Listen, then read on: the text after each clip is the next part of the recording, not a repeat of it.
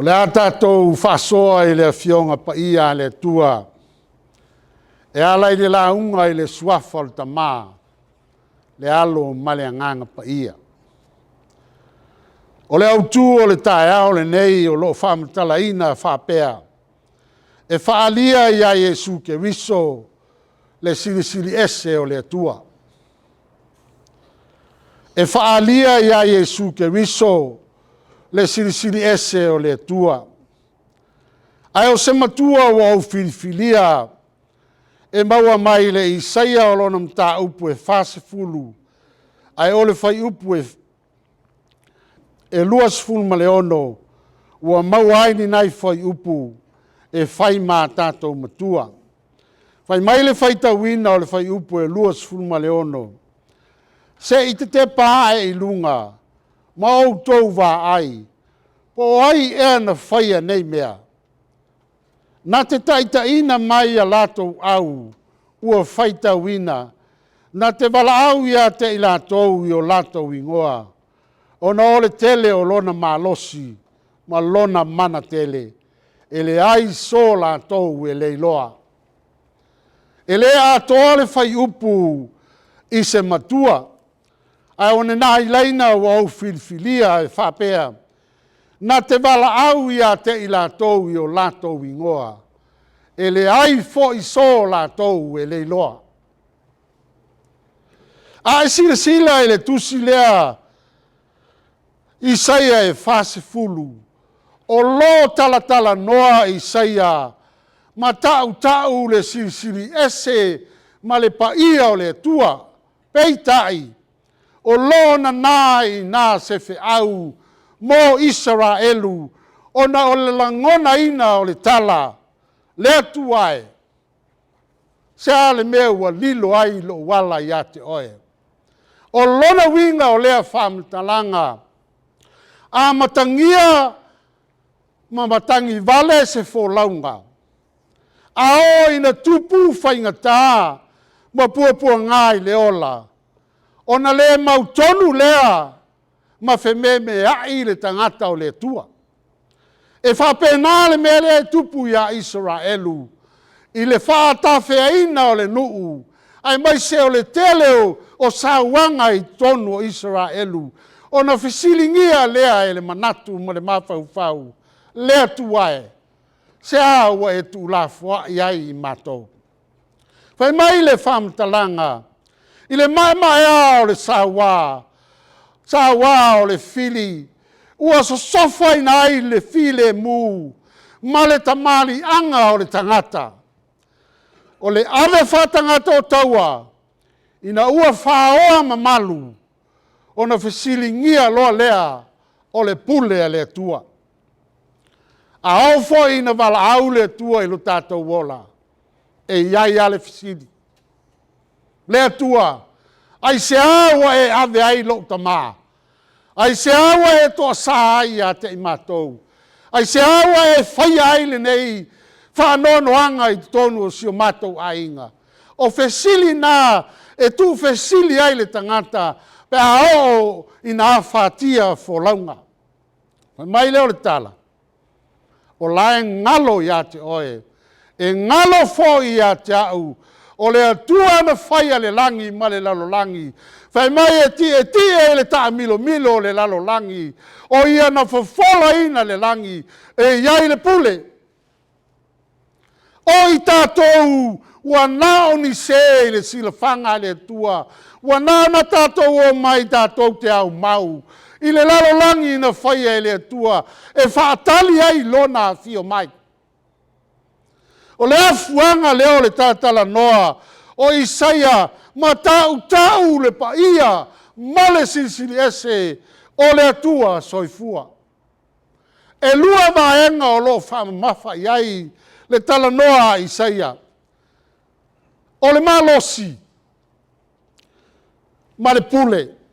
Fai mai le whamtalanga.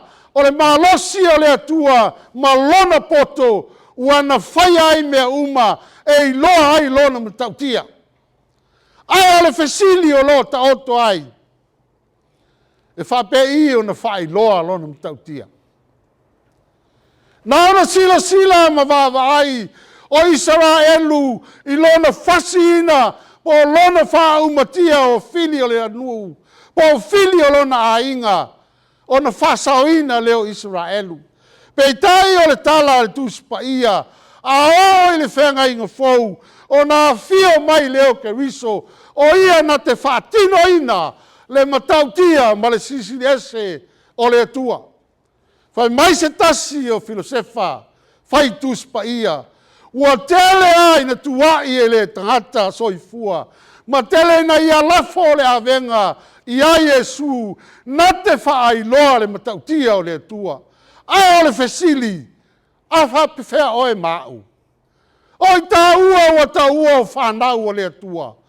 Oi ta ua talia Yesu ke riso e whai mali i ma whaola.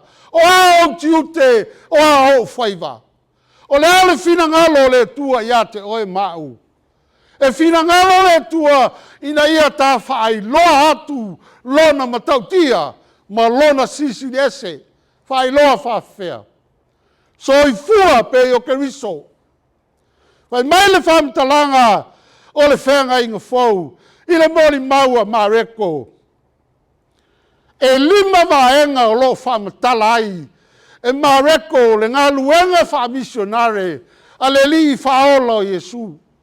Whai mai le tala, ta lai le tala le lei, o lo whamatala ina i le whai upu, e se fulu ma le wha, ma le fulu ma le lima, tolu se fulu ma le walu, ma le tolu se fulu ma le iwa. Whai mai lona whai tawina. Se fulu ma le wha, ma le fulu ma le lima. Ua tuina atu Ioane i le whale pui pui. O na maliu atu leo Yesu i Galileia. Ua tala i atu ia te ia. Ua tala i atu ai le tala le lei. I le malo le atua. Ua whape atu. Ua o mai o na po. Ua lata mai le malo le atua. I nā salamo ia ma talitonu i le tala le lei. Pai mai le whai upo e tolus fulmale. Tolus fulmale valu ma le tolus fulmale iwa. Lea sa tātou whaita wina.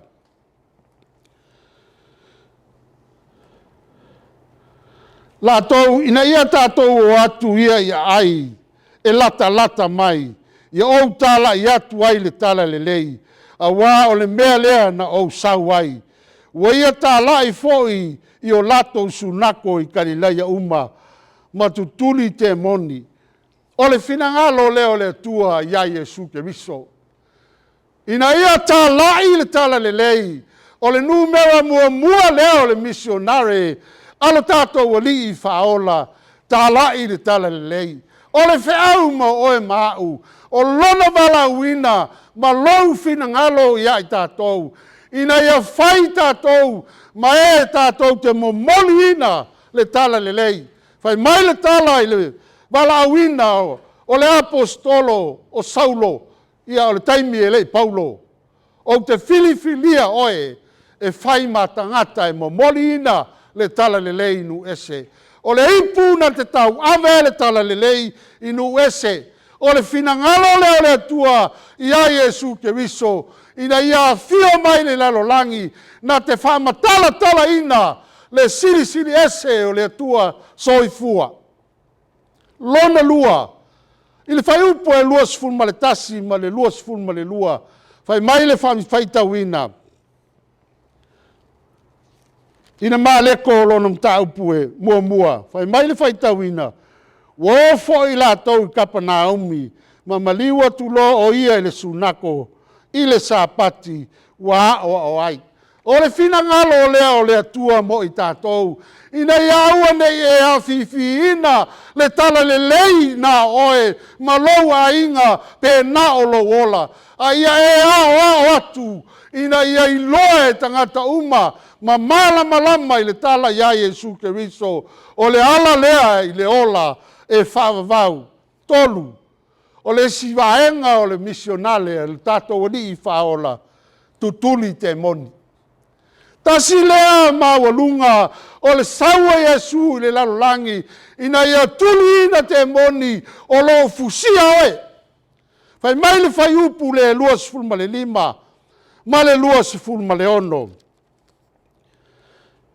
O nā wawao atu lea Iesu ia te ia ua whape atu. I nā whalongo ia ma e alu I whafo na ia te ia.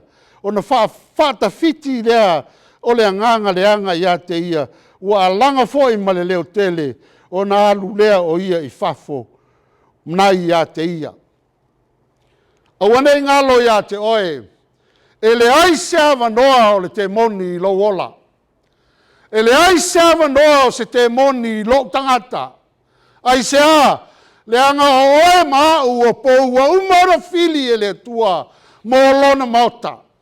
Fai mai le whamtalanga e tapunia e le tua le leo le te moni ina ia aua nei tautala o ia. Fai mai le isi fai tau le sa tatou fai tau ina. Ua le mawhai ona tautala le te moni a wā wana I loa Iesu. O le lona whā, a watu le malosi le mai.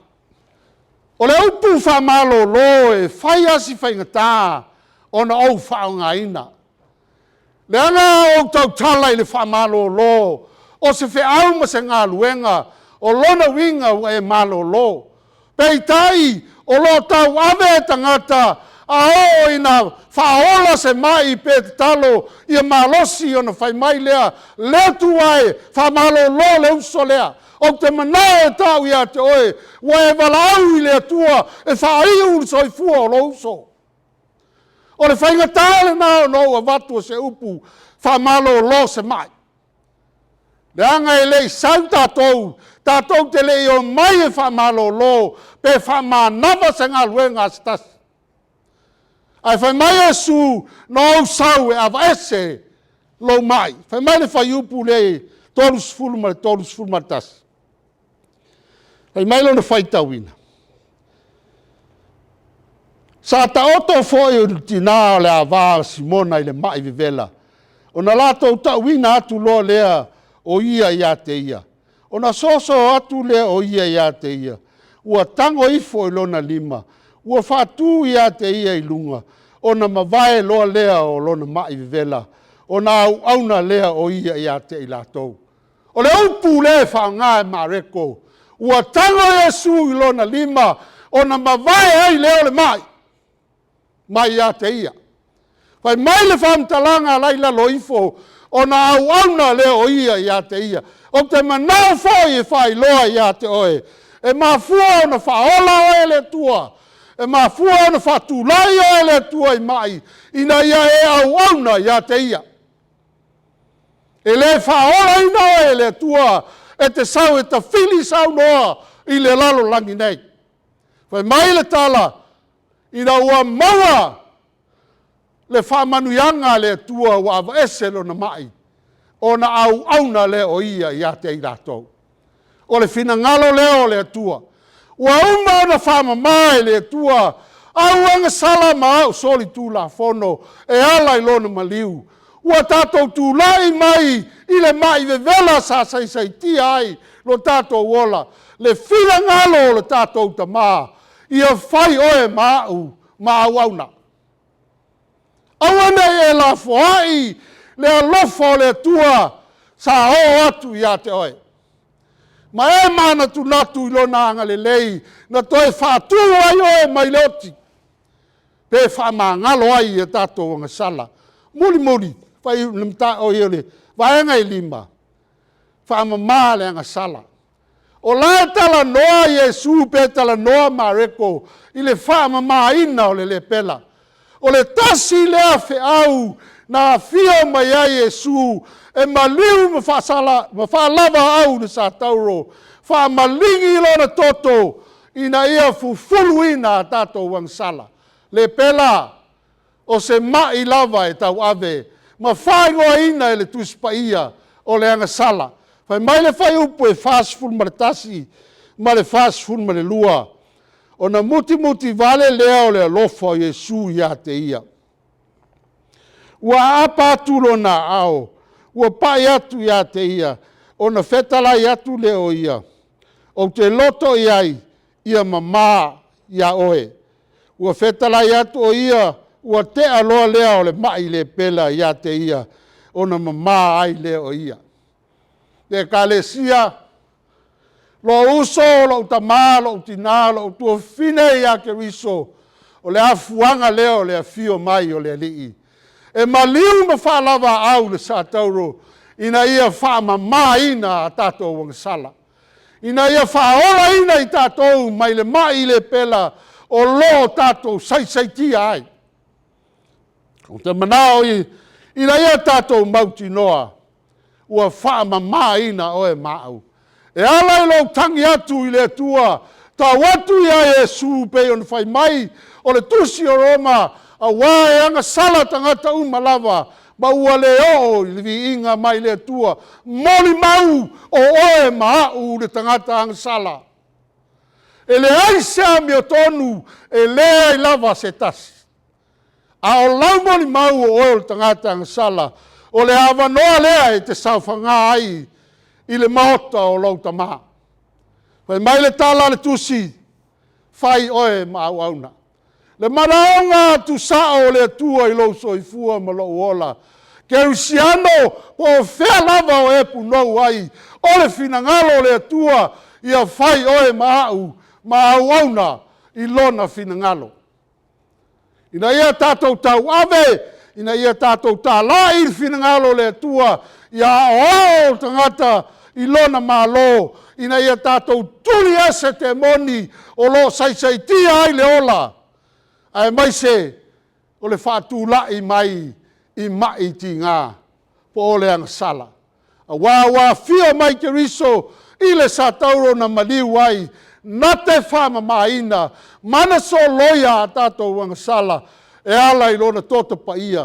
Na ia wheta lai ai, ia outou whaia le nei mea ma whaamana tunga ia te a. A so umatou te ai, ma inu le nei a reto ma le nei waina, tō te whaai loa tuai le maliu o Yesu se ia o ina o a fia mai. Ona o Yesu. Amen.